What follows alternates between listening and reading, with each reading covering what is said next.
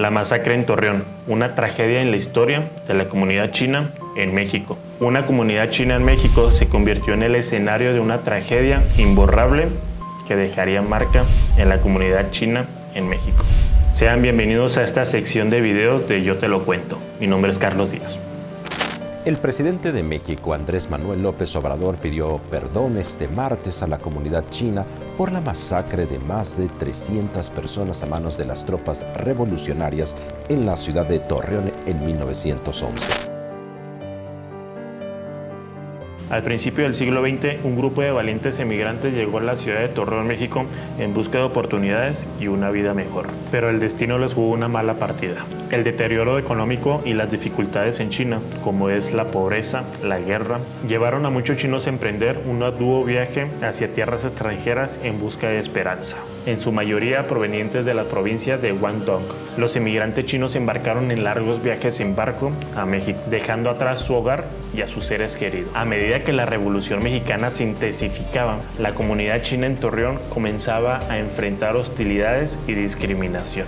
La violencia alcanzó su punto máximo la noche del 15 de mayo de 1911.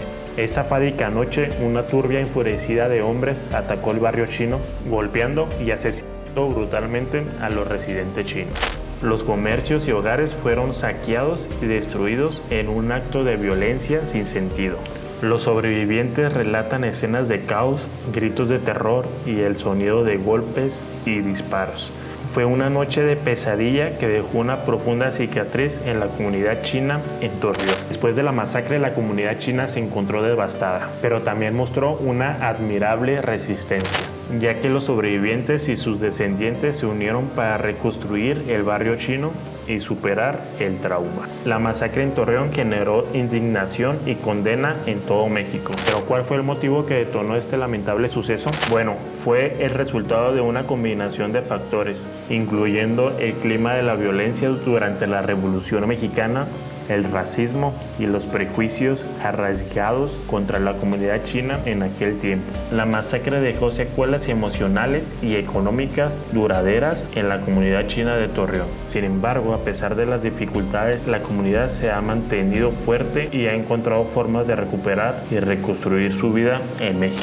Hoy en día, líderes comunitarios y activistas siguen luchando para que se reconozca este terrible suceso. La masacre en Torreón es una dolorosa parte en la historia de la comunidad china en México. Nos recuerda la importancia de valorar la diversidad y combatir el racismo, para construir una sociedad donde todas las personas sean tratadas con igualdad y con respeto.